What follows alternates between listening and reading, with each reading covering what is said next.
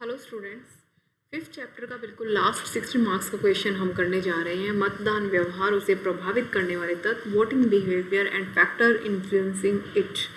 ये 60 मार्क्स का क्वेश्चन बहुत बार पूछा गया है। फिफ्थ चैप्टर में आपने और भी बहुत सारे 60 मार्क्स के क्वेश्चन पढ़े होंगे कि निर्वाचन आयोग क्या है, उसके क्या कार्य है, वो संगठन कैसे उसका होता है, भारत में निर्वाचन की प्रक्रिया क्या है, भारत में जो निर्वाचन प्रणाली उसमें दोष क्या है, सुधार क्या किए जा सकते हैं। ये जो इलेक्शन से रिलेटेड क्वेश्चन है वो हम कर चुके हैं।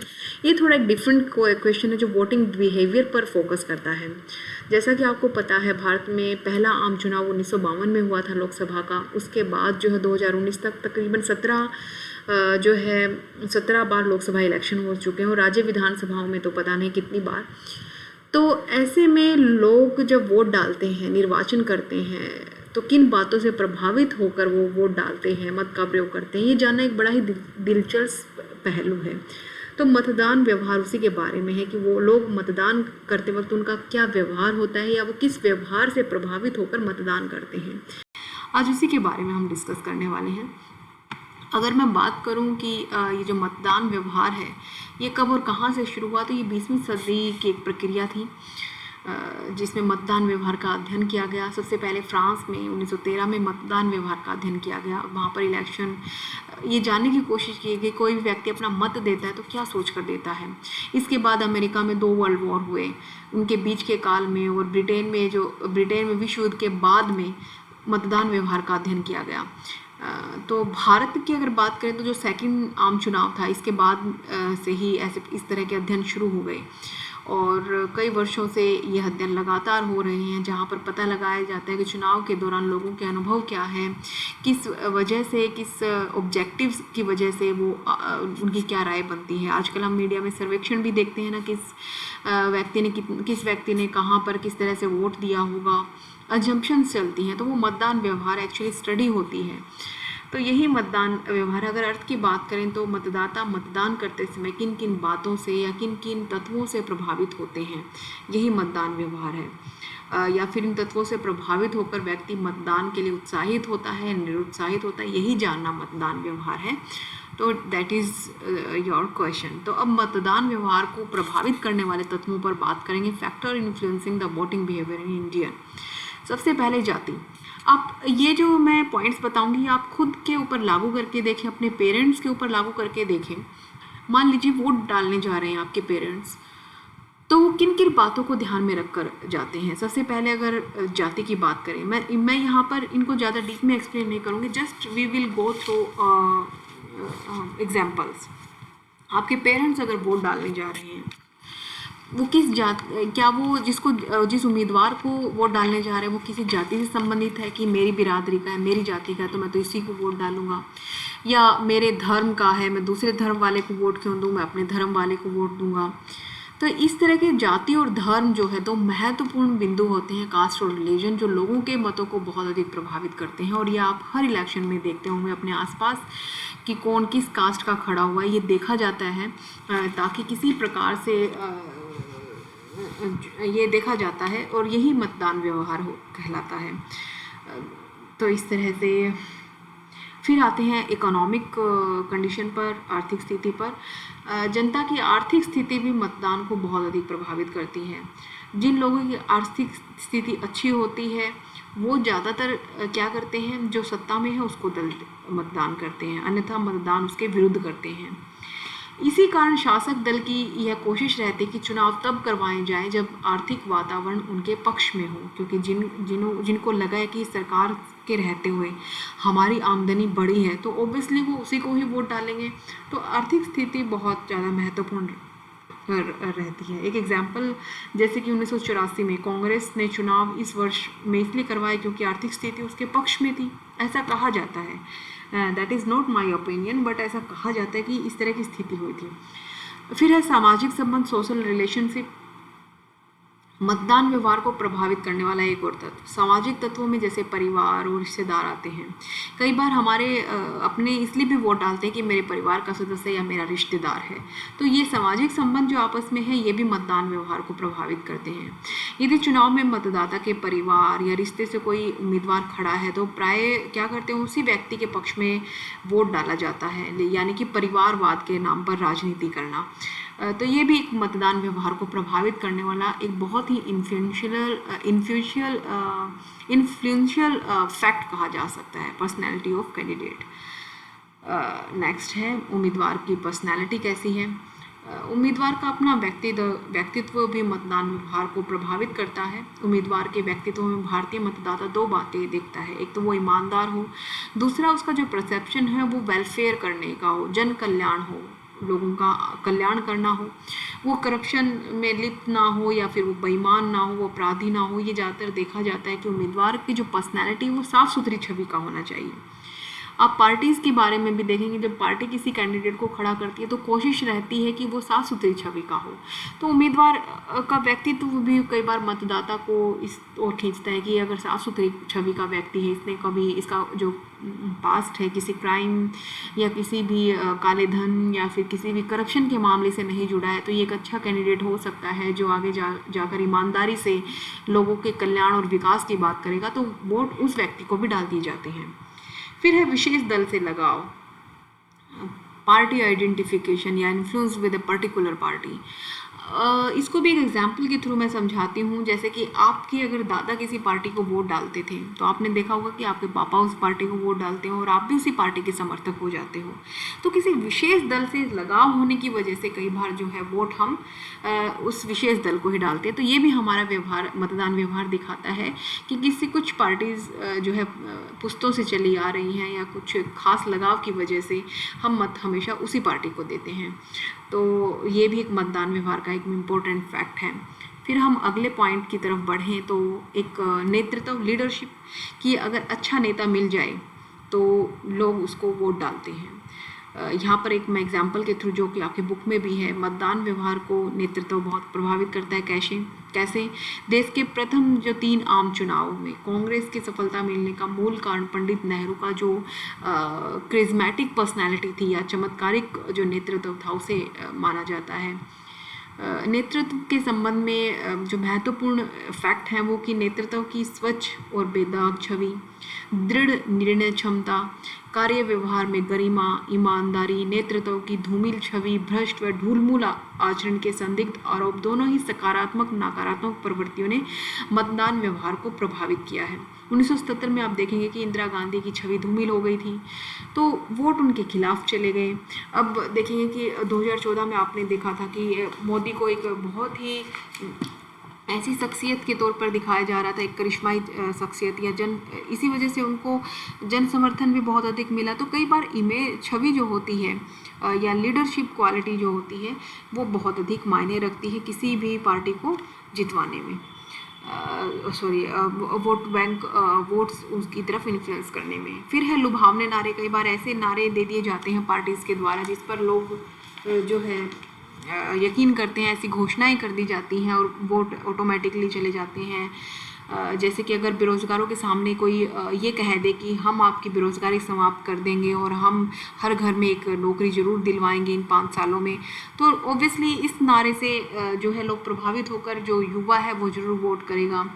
इसी तरह से मुफ्त बिजली देंगे, पानी देंगे, कर्जे माफ़ कर देंगे, बुढ़ावा पेंशन बढ़ा देंगे, विधवा पेंशन बढ़ा देंगे। ये लुभावने नारे देकर मतदाताओं को आकर्षित किया जाता है, उनके व्यवहार को प्रभावित किया जाता है और अपनी तरफ जो है उन्हें अपनी तरफ आकर्षित करके मतदान का जो व्यवहार अपनी तरफ किया जाता है। फिर है सरकार की स्थिरता। भारतीय मतदाता सामान्यतः राजनीतिक स्थिरता चाहते हैं। कोई भी देश है वो राजनीतिक स्थिरता चाहता है। राजनीतिक स्थिरता का मतलब कि सरकार पूरा 5 साल चले, बीच में गिरे ना, कोई समर्थन वापस ना ले ले या कमज़ोर सरकार ना बने। अगर सरकार स्थिर है तो राजनीति स्थिर रहेगी, डिसीजन मेकिंग सही रहेगी और देश मजबूत हाथों में होगा और देश अच्छे से चलेगा। तो सरकार की स्थिरता भी बहुत मायने रखती है। आज़ादी के बाद ये लोगों का एक परसेप्शन था कि कांग्रेस जो है एक स्थिर सरकार दे सकती है, तो इसलिए ज़्यादातर कांग्रेस को वोट जाते थे। तो जैसे राजनीतिक स्थिरता का ही एग्जाम्पल दूँ तो 1970 से पूर्व कांग्रेस को समर्थन दिया, लेकिन 1970 में ये विश्वास हो गया कि जनता पार्टी स्थायी शासन देने में समर्थ है तो फिर उसको वोट दे दिया। 1980 1984 में भी इसी तरह से देखने के मिला और आज भी 2014 2019 की बात करें तब भी ये लगता है कि कोई एक गवर्नमेंट, बीजेपी गवर्नमेंट अगर सरकार स्थिरता दे सकती है तो उसको वोट देते हैं लोग। तो ये भी मतदान व्यवहार को प्रभावित करता है। फिर है दलीय विचारधारा, कार्यक्रम और नीतियाँ। अगर आम जनता अनपढ़ है, उन पर दलीय विचार, कार्यक्रम, नीतियों का कम प्रभाव पड़ता है। हर पार्टी चुनाव से पहले चुनाव घोषणा पत्र जारी करती है, जिसमें राजनीतिक दल अपनी विचारधारा व नीतियों को प्रदर्शित करते हैं। समय समय पर आपने देखा भी होगा, जो लोग इन अनपढ़ है या कम जो है इन चीज़ों की तरफ ध्यान देते हैं, तो दल जो है अपनी विचारधारा, अच्छी विचारधारा के माध्यम से, अपनी घोषणाओं के माध्यम से लोगों को अट्रैक्ट करते हैं। जैसे कि 16वीं लोकसभा चुनाव में भी, जहां भाजपा ने एक विकसित राष्ट्र महाशक्ति बनाने का, विकास, सुशासन, भ्रष्टाचार मुक्त भारत का नारा दिया, वहाँ कांग्रेस ने अपने घोषणा पत्र में विकास, स्थायी एवं धर्मनिरपेक्ष सरकार के गठन के नारे जनता के समक्ष रखे। इस तरह से इस प्रकार राजनीतिक दलों की नीतियां और कार्यक्रम भी जो है मतदान व्यवहार को बहुत बड़ी मात्रा में प्रभावित करते हैं। फिर है क्षेत्रवाद की प्रवृत्ति। इस पे हालांकि हम 4th यूनिट पे पूरा 16 नंबर का क्वेश्चन करने जा रहे हैं, और मैंने क्षेत्रवाद को फर्स्ट और सेकंड चैप्टर में भी बताया कि क्षेत्रवाद होता क्या है। तो कई बार अपने क्षेत्र की पार्टी को जिताना, जैसे कि हरियाणा में इंडियन नेशनल लोकदल है, तो उसको जिताना। पंजाब में शिरोमणि अकाली दल है, भाई मेरे पंजाब की पार्टी है, मैं दूसरी पार्टी को क्यों जिताऊं। तो ज़्यादातर जो उस जगह के लोग हैं वो उस पार्टी को वोट करते हैं। हरियाणा में भी एक समय में ऐसा होता था कि इंडियन नेशनल लोकदल को ये सोचकर वोट करते थे कि जो हम कांग्रेस बीजेपी को वोट करें, जो कि बाहर की पार्टी है, हम तो अपने देश हम तो हमारे क्षेत्र की पार्टी को वोट करेंगे। इसी तरह से असम गण परिषद है, बिहार में झारखंड मुक्ति मोर्चा, आंध्र प्रदेश में तेलुगु देशम, तेलंगाना में तेलंगाना विकास परिषद, डीएमके, अन्ना डीएमके, ये सारे जो हैं क्षेत्रीय दल हैं। और लोगों में ये प्रवृत्ति देखने को मिली है कि ये अपने क्षेत्रों में इसलिए मजबूत है क्योंकि लोगों का जो वोट है इन पार्टीज को जाता है। फिर है आर्थिक साधन। राजनीतिक दलों एवं प्रत्याशियों के द्वारा प्रयोग किए गए आर्थिक साधन भी मतदान व्यवहार को बहुत प्रभावित करते हैं। यानी कि ज़्यादा अगर पैसा खर्च कर रहे हो तो आप समझ ही सकते हैं कि लोग प्रभावित होकर उस ज़्यादा मालदार पार्टी को जिताने की कोशिश करते हैं। 1998 के चुनाव में आर्थिक साधनों के प्रयोग पर पूर्व मुख्य निर्वाचन आयोग श्री टी.एन. शेषन की वजह से प्रतिबंध लगा दिया गया था।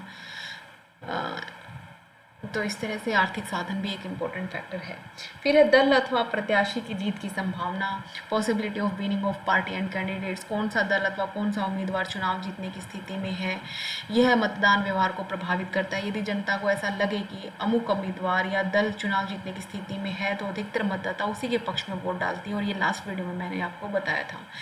और वो डालती इसलिए कि ताकि उनका वोट व्यर्थ ना जाए, कि अगर वोट डालना है हम हार में क्यों डालें, हम जीत में डाल देते हैं। तो एक ये भी जो चीज़ है ये भी मतदान व्यवहार को प्रभावित करती है। इसके अलावा चुनाव प्रचार, अगर अच्छे भाषण देने की शैली है किसी नेता के अंदर, अच्छे स्लोगन बनाने के, अच्छे नारे देने की, अच्छे घोषणा पत्र जारी करने की, प्रचार प्रसार करने की बहुत कैपेबिलिटी रखती है कोई पार्टी, चुनाव प्रचार बहुत स्ट्रॉन्ग तरीके से किया गया है, तो कई बार वोट वो चले जाते हैं। तो मतदान व्यवहार को भी प्रभावित करता है चुनाव प्रचार। तो इस तरह से ये पॉइंट आपका हो गया। इसके अलावा प्रेस और मीडिया भी बहुत बड़ी भूमिका निभाते हैं। और आज के टाइम पे हम प्रेस और मीडिया की भूमिका के ऊपर देख सकते हैं कि बहुत सारे सवाल उठते हैं कि प्रेस और मीडिया जो है किसी एक पार्टी विशेष को बहुत अधिक सपोर्ट करता है, और जब इलेक्शंस होते हैं तो दिखाता है कि यही पार्टी जीतेगी, इसी पार्टी को वोट जाएगा, या इस पार्टी ये जीतने वाली है, इसको वोट देंगे लोग। तो क्या होता है कि ज़्यादातर लोग प्रभावित होकर मीडिया और समाचार सुनकर ये सोचते हैं कि वो हार में क्यों वोट डालें, वो जीत में ही वोट डालेंगे, तो वो उस पार्टी को वोट दे देते हैं। जैसे कि अगर हम किसी एक पर्टिकुलर इलेक्शन की बात करें तो वो मान लीजिए 5 फेजेज़ में होना है, 5 चरणों में होना है, 1 महीने इलेक्शन चलना है। तो पहले ही 2 फेजेस के इलेक्शंस में अगर मीडिया और समाचार पत्र, प्रेस ये कहना शुरू कर दें कि फलानी पार्टी जो है, एक पर्टिकुलर पार्टी ये जीतती हुई दिखाई दे रही है, तो आने वाले जो 3 फेजेस के चुनाव अभी होने हैं, ऑटोमेटिकली लोग जो हैं जो किसी और पार्टी को वोट देना चाह रहे थे, वो ये सोचकर उस पार्टी को वोट नहीं देंगे कि हम जो है जीत में वोट डालते हैं ताकि कल को अगर हमें अपना कोई काम करवाना हो या हमें अपनी कोई बात रखनी हो तो हम इन्हें कह सकें कि हमने तो आपको ही वोट दिया था, आपको ही जिताया था। तो इस तरह से प्रेस और मीडिया का रोल भी बहुत अधिक देखा गया है कि बहुत ज़्यादा प्रभावित किया जाता है मतदान व्यवहार को, वोटिंग बिहेवियर को। लोग जो है ऑटोमेटिकली वोट्स डालना शुरू कर देते हैं उन पार्टीज़ को।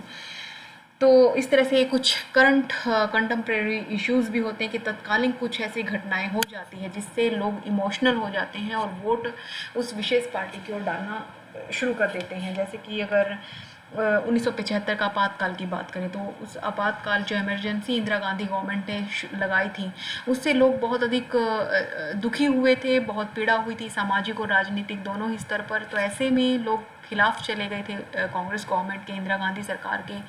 तो वो एक तत्कालिक कारण था, आपातकालीन स्थिति, जिसकी वजह से क्या हुआ, आगे 1977 में 2 साल बाद जब इलेक्शन हुए तो इंदिरा गांधी को पूरी तरह से नकार दिया। वो कांग्रेस पार्टी जो केंद्र में 1952 से लेकर 1977 तक लगातार रही थी, वो जस्ट एक इमरजेंसी और कुछ गलत नीतियों के कारण उसे अपनी सत्ता हाथ से खो देनी पड़ी। इसी तरह से अगर 1991 के चुनाव की बात करें तो बाबरी मस्जिद का विवाद हो गया, मंडल आयोग जो पिछड़े वर्ग पर आया था, ऐसी ही कुछ ऐसी घटनाएं हैं जो काफ़ी प्रभाव डालती है। एक और एग्जांपल मैं देना चाहूँगी, जैसे कि 1984 में इंदिरा गांधी का जो असैसिनेशन हुआ था, जो हत्या हुई थी, उससे लोग इमोशनली इतना ज़्यादा अटैच हुए कि भारी बहुमत से राजीव गांधी को उन्होंने जिताया। तो वो भी एक तत्कालिक घटना थी। तो ये कुछ ऐसी घटनाएं होती हैं जो ये दिखाती हैं कि लोगों के ऊपर इम्पैक्ट डालती हैं उस पर्टिकुलर समय की कुछ मोटी मोटी घटनाएं, जिससे लोगों का व्यवहार अचानक से बदल जाता है वोट डालने के लिए। और जिस पार्टी को वो वोट डालना भी चाह रहे थे पिछले 5-6 सालों के काम देखकर भी, तब भी वो उसको वोट न डालकर उसकी कुछ एक घटना की वजह से वोट दूसरी पार्टी को डाल देते हैं। तो ये कुछ एक ऐसे रीजंस हैं जो वोटिंग बिहेवियर को बहुत अधिक इंडियन पॉलिटिक्स में इफेक्ट करते हैं। इस पर हम एक डाउट क्लास भी लेंगे 5th चैप्टर पर सैटरडे को। तो आज ये हमारा चैप्टर 5th चैप्टर कंप्लीट होता है। तो आज के लिए इतना ही। Thank you.